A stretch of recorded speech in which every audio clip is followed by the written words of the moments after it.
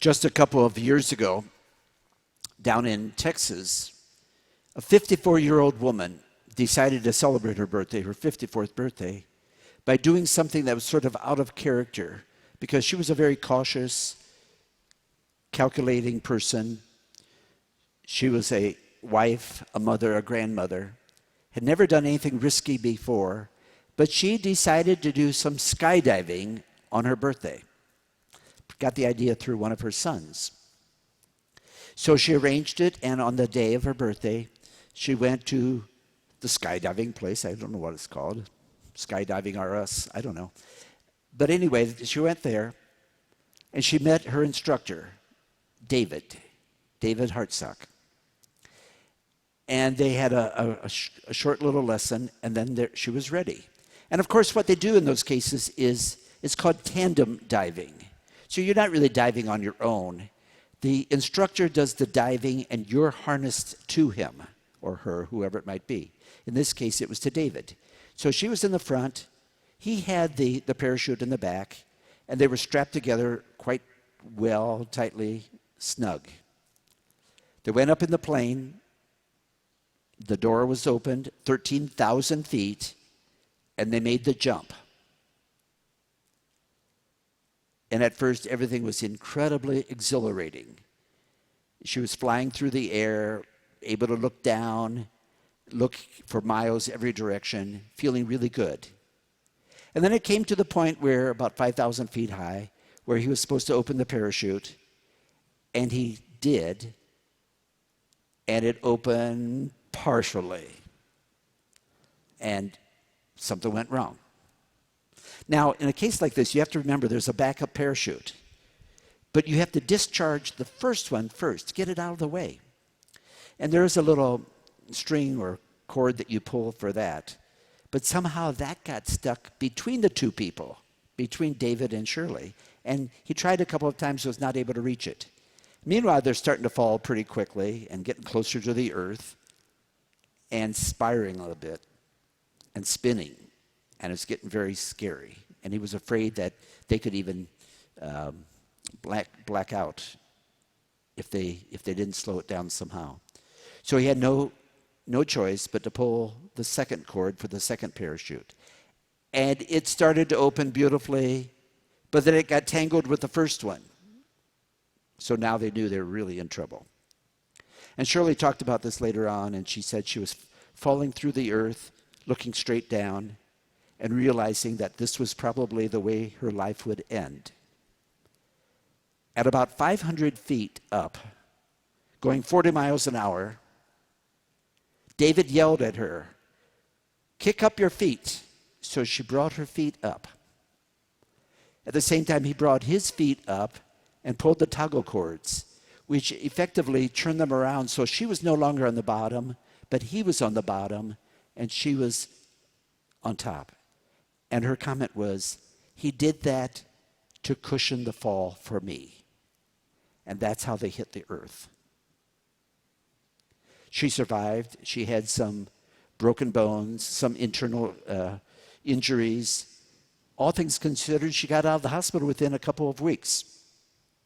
David survived, but he's a quadriplegic, has a little bit of movement in his left hand. Otherwise, he's paralyzed.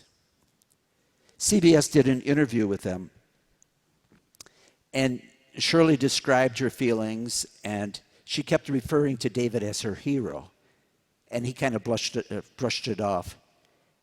And finally, his comment was, he said, "I had to do that. I had to take the bottom. I had to cushion her fall because she was entrusted into my care. I was responsible for her safety."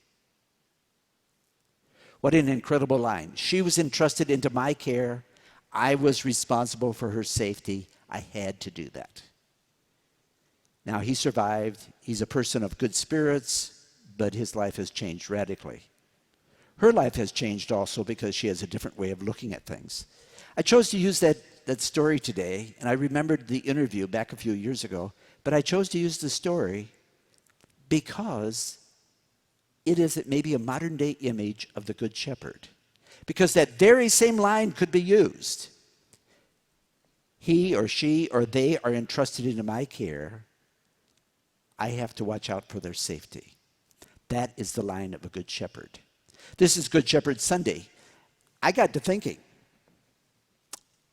probably everybody here who's watching, almost everybody, has seen sheep, and maybe they've raised sheep, but I bet there's almost nobody who has actually ever met a shepherd. I have seen shepherds in other countries, but I've never met a shepherd. On the other hand, I have seen people who have done tandem skydiving. I know skydivers.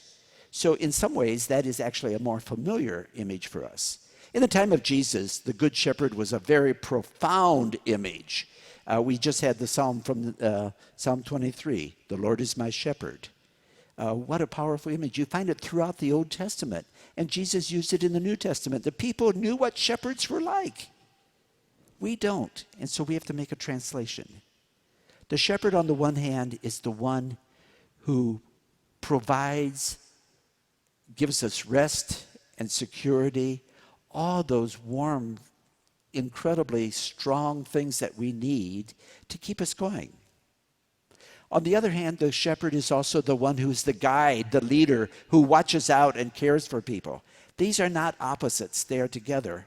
To use the words of St. Francis de Sales, there is nothing so strong as gentleness and nothing so gentle as real strength. The shepherd is both. The gentle one who has compassion and concern for other people. His or her heart is in the right place. Those entrusted into their care. At the same time, the shepherd is courageous and willing to take the right steps and to even lay down his or her life. The good shepherd is the one who cushions the fall for the other person so that they might survive. The very last line of this gospel passage I just read is said, Jesus says, I have come so that they may have life and have life abundantly. The good shepherd. He's our shepherd. Certainly through difficult times like we have right now.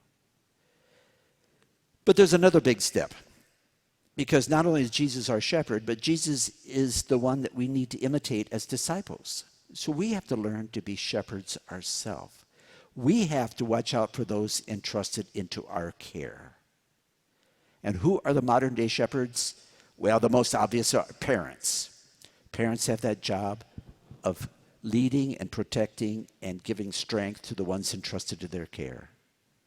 But I would say there's plenty of other people, all teachers, mentors, people who lead businesses, have people working for them. You've got people entrusted to your care. I can see a construction crew and the leader has to watch out for everybody. I think doctors, attorneys, people who have clientele, people are entrusted to your care. And obviously, clergy. The word pastor itself means shepherd. I had a conversation with Bishop Thomas the other day. He called and we talked about many things, including reopening the church later this month and into the summer. But at the same time, I ended the conversation by saying, by the way, it's Good Shepherd Sunday. And I wished him a happy feast day because the bishop is the shepherd. He did, by the way, ask me to pass on to everybody here his warm greetings and regard, and that he is praying for the well-being of all those entrusted in his care. We do care about other people. We have to be willing to take those steps, to be courageous, to be leaders, to be there during difficult times, but also guide in decision-making. One of the people who has become my hero in recent years is a priest who died in 1981, Father Stan Rother, a priest originally from Oklahoma. Father Stan Rother became a missionary in Guatemala, in Santiago Atitlan, which is the next town over from San Lucas, where our mission trip goes every year.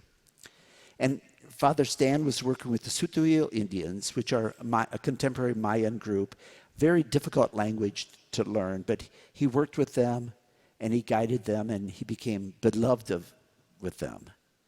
But during the early 1980s, when the Civil War in Guatemala was raging, the church was considered the enemy, and church leaders were considered subversive. And some of his catechists were killed, and others in his congregation were just disappeared. And then Father Rother found out that his own name was on the hit list of the death squads that came from the army at night. So he left the country, came back to Oklahoma. And he spent just a short time back with his parents, family, talking to his bishop. His famous line was, "The shepherd does not run when the sheep are in danger." The shepherd does not run when the sheep are in danger, so he went back. He went back not to die, but he went back to be with his people, to guide them. And when he got back to his church, and it's a kind of an old, almost looks like a monastery with lots of rooms. He was very careful, and he would sleep in a different room at night, each night, so that nobody could find him. But nonetheless, at one night, the soldiers came, and they took his life in that one room that evening. I've been in that room a number of times over the years. It's like a little shrine right now. And every time I go in there, and the last time was just last year, I went in there by myself after the rest of the group had moved on. And I just knelt down and I prayed for the courage to be a good shepherd. I prayed for strength, for wisdom, for the ability to make the right decisions and to stand up for what counts. So when somebody's entrusted into our care, we're more concerned about them than ourselves. We don't worry about our popularity. We don't worry about how much attention we get or even how much credit we get for making right decisions. It's about those entrusted into our care. Jesus did lay down his life for his sheep, that we could have life abundantly. And as we follow him, we share that life with others.